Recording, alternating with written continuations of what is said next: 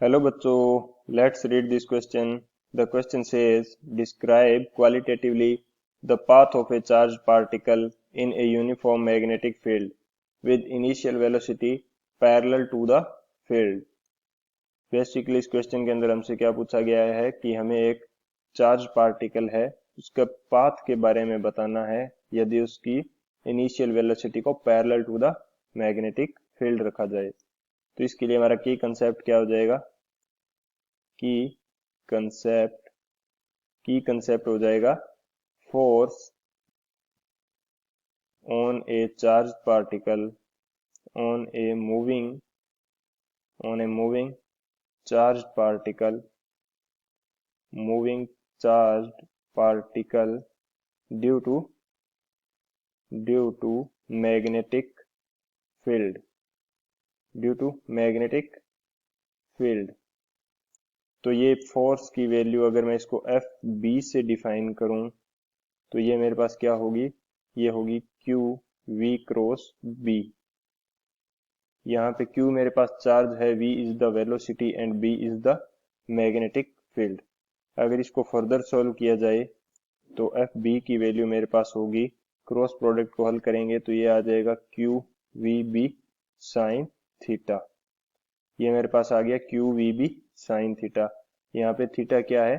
Theta is angle between v and B, angle between v and B, यानी कि velocity vector and जो magnetic field का vector है उन दोनों के बीच में जो एंगल होगा उसको बोलेंगे थीटा।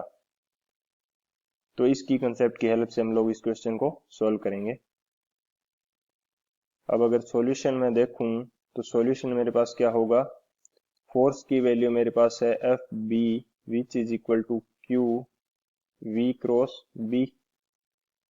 ये मेरे पास फोर्स की वैल्यू है। कोई भी चार्ज पार्टिकल है तो उस पे जिस दिशा में फोर्स लगेगा तो वो उसी दिशा में डिफ्लेक्ट हो जाएगा, यानी कि उस डायरेक्शन में डिफ्लेक्ट करेगा and according to the force उसका पाथ डिफाइन होगा।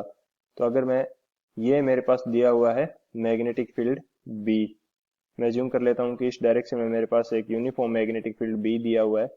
ये मेरे पास क्या हो गया? B vector and same parallel to the magnetic field, यानी कि इसी डायरेक्शन में मेरे पास एक क्यू चार्ज पार्टिकल क्यू है, उसको v वेलोसिटी से, इनिशियल वेलोसिटी v से इसके अंदर इंसर्ट करवाया जाता है। तो इसका जो पाथ होगा, जो इसकी मोशन का पाथ होगा वो किस प्रकार से होगा? तो उसके लिए हम लोग देखेंगे सबसे पहले इसके ऊपर फोर्स किस टाइप से होगा।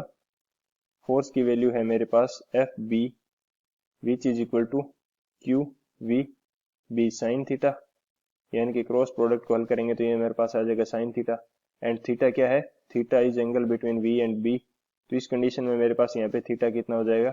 Theta is equal to 0 degree, यानी कि थीटा की वैल्यू मेरे पास होगी 0 डिग्री, क्योंकि दोनों पैरेलल कंडीशन में है, बी के पैरेलल है वी, तो थीटा हो गया मेरे पास 0 डिग्री।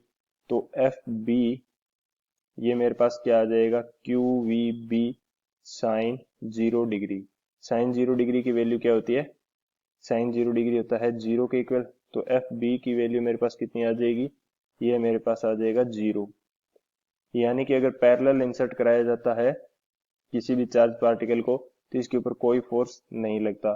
फोर्स की वैल्यू 0 है तो ये जिस डायरेक्शन में मूव कर रहा है उसी डायरेक्शन में मूव करता रहेगा, यानी कि पाथ ऑफ द मोशन इसका क्या हो जाएगा? Straight line.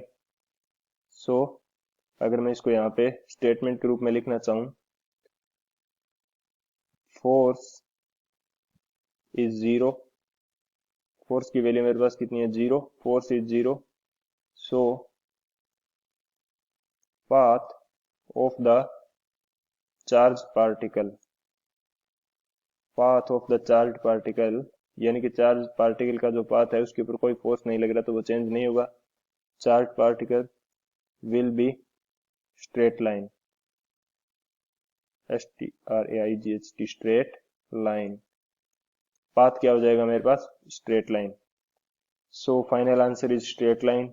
I hope you understood it well. Best of luck. Thank you.